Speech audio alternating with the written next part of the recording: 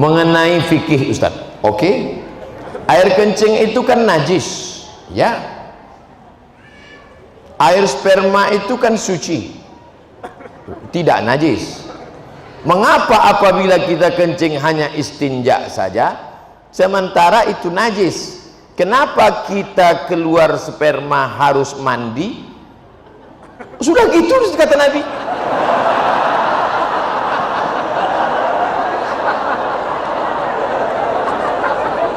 Kalau keluar air wudhu, tapi kalau keluar sperma mandi. Padahal ini najis, yang ini tidak najis. Kenapa harus begitu Pak Ustaz? Pokoknya sudah begitu kata Nabi Muhammad, jangan tanya-tanya. Yang dilihat itu bukan tempat keluarnya, bukan benda yang dikeluarkan. Yang dilihat itu bukan saluran tempat keluarnya, bukan pula cairan yang dikeluarkan, tapi yang dilihatkan itu adalah talazzuz. Talazzuz ada rasa nikmat. Maaf. Ada orang sakit, tiba-tiba keluar spermanya. Apakah dia wajib mandi junub? Tidak, karena tidak ada rasa nikmat. Ketika keluar rasa nikmat, talazzuz namanya. Talazzuz diambil dari kata lazid, nikmat, tapi bukan yang lembaga amil zakat.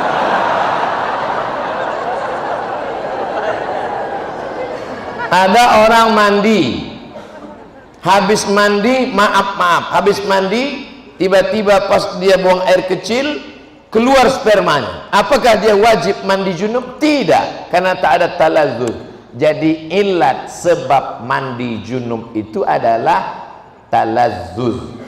Ada rasa nikmat, barulah dia disuruh mandi.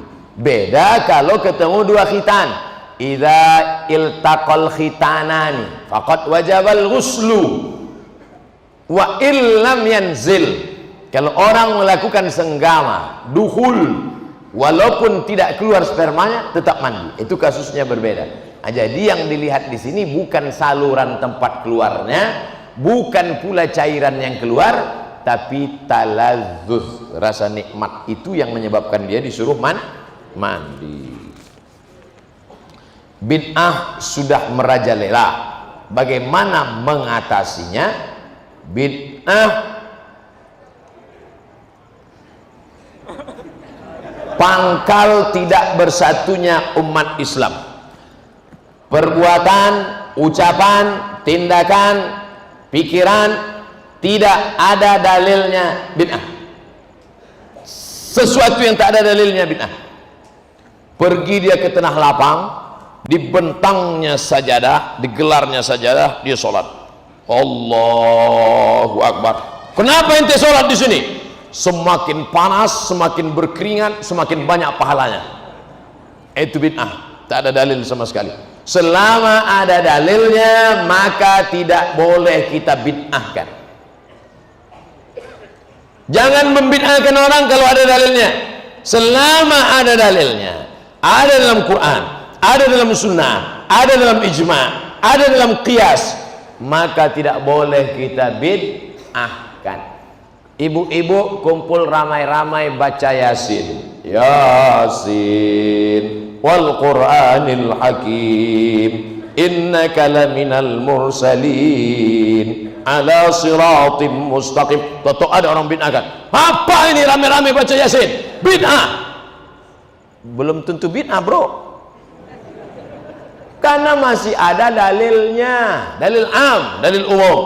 Man qara'a Yasin fi lailatin, siapa yang baca Yasin pada suatu malam, asbaha maghfuran lah, pada waktu subuhnya dia sudah diampunkan Allah Subhanahu wa taala. Oleh sebab itu jangan mudah saling membid'ahkan. Karena ketika kau katakan hei pelaku bid'ah, maka sama artinya kau katakan hei penghuni neraka jahanam. Emangnya ente siapa? Neraka punya bapak ente.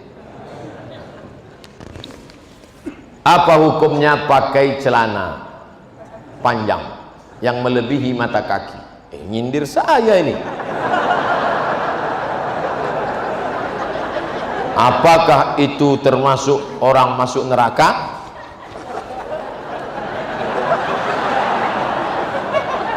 pakai celana melebihi mata kaki. Untung rumputnya subur, nggak kelihatan. Ini celana melebihi mata kaki. Apakah masuk neraka? Ma asfalal ka'baini finnar. Kain, celana, jubah di bawah mata kaki masuk neraka. Neraka, neraka, neraka, neraka. Jangan baca satu hadis, ada hadis yang lain. Man jarra thawbahu khuyala. Kalau dilewatkan mata kaki untuk sombong, kalau nggak sombong nggak apa-apa, kata Imam Syafi'i. Kalau nggak sombong nggak apa-apa, kata Imam Nawawi. Kalau nggak sombong nggak apa-apa, kata Imam Sun'ani dalam Subulus Salam Syarah Bulughul Maram. Kalau nggak sombong nggak apa-apa, kata Imam Syaukani dalam Nailul Autar. Kalau nggak sombong nggak apa-apa, kata Syekh Yusuf Al-Qardawi dalam kitab Kaifana Ta'amal Ma'as Sunnah. Kalau nggak sombong nggak apa-apa, kata Syekh Ali Jum'ah. Kalau nggak sombong nggak apa-apa, kata Syekh Atiyah Sokor dalam kitab Fatawa Al-Azhar. Saya dalam hal ini tidak menyalahkan kawan-kawan yang sudah potong kaki celana.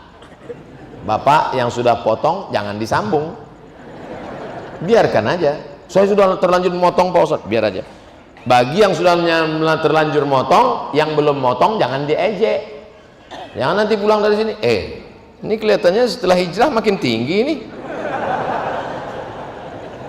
Yang udah motong biarin, yang nggak motong. Kalau antara yang udah motong dengan yang belum motong saling ngejek, yang ketawa yang nggak pakai celana. Ini masalah khilafiyah. Apakah sholat kita diterima jika gerakannya tak sesuai aturan? Irji' ila sholatika fa innaka lam tusalli. Ulangi sholatmu karena sholatmu tidak sah. Dia ulang sholatnya. Nabi nyuruh ulang. Irji' ila sholatika fa innaka lam tusalli. Ulangi sholatmu, sholatmu enggak sah. Dia ulang sholatnya. Irji' ila sholatika fa innaka lam tusalli. Ulangi sholatmu karena sholatmu tidak. 3 kali disuruh ulang. Kenapa? Karena tidak ada tumakninah. Kalau engkau rukuk hatta tatma'inna raki'an, subhana rabbiyal azim wa bihamdi, subhana rabbiyal azim wa bihamdi, subhana rabbiyal azim wa bihamdi. Kalau engkau i'tidal sampai tumakninah, Rabbana lakal hamdu mil'us samawati mil'ul ardi mil'u ma syi'ta min syai'in ba'du. Kalau engkau dulu antara dua sujud sampai tumakninah, Rabbi firli warhamni wajburni warfa'ni warzuqni wahdini wa'afini wa'fu anni. Nah, jangan sholat seperti bambu ditiup angin.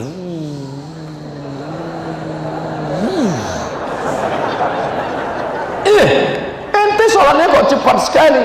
Valentino Rossi bro.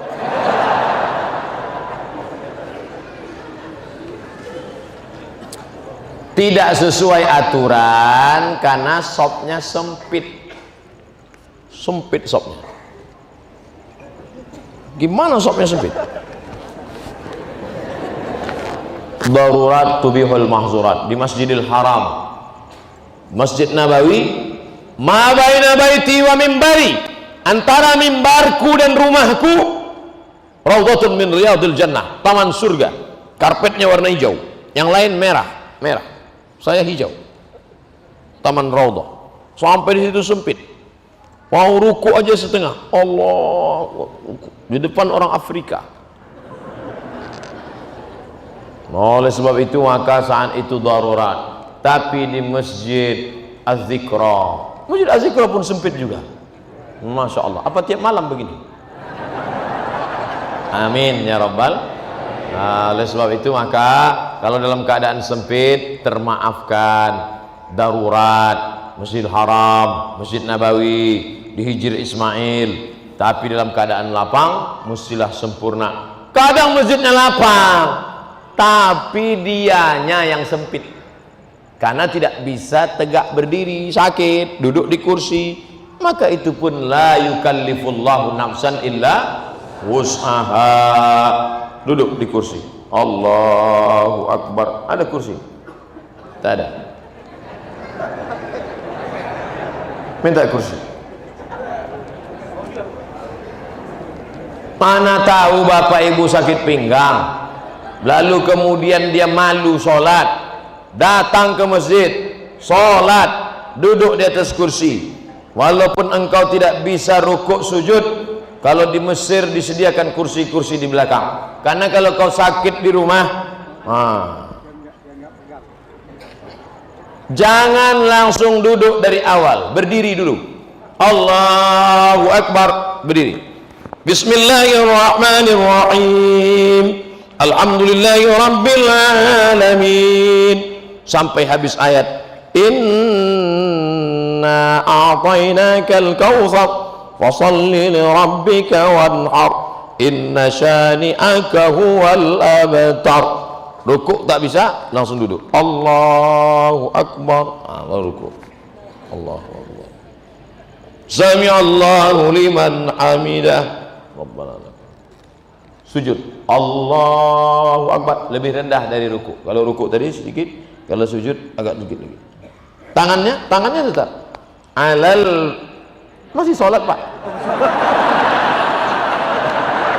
Terima kasih.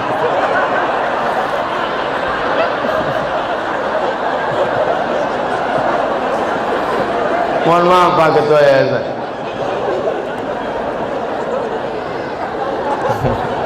Sholat kok ngomong.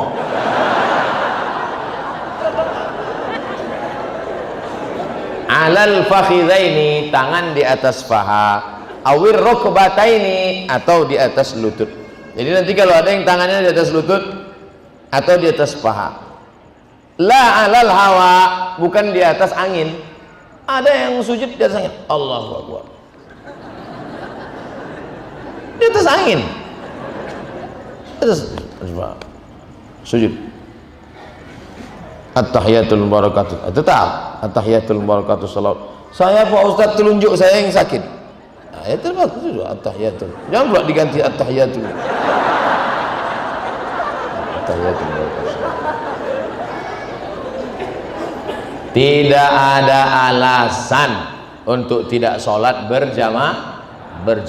Dulu waktu sehat tidak mau ke masjid, sudah sakit baru dapat hidayah datang ke masjid. Sudah sehat tak ke masjid, sakit pun tak ke masjid, mati baru ke masjid.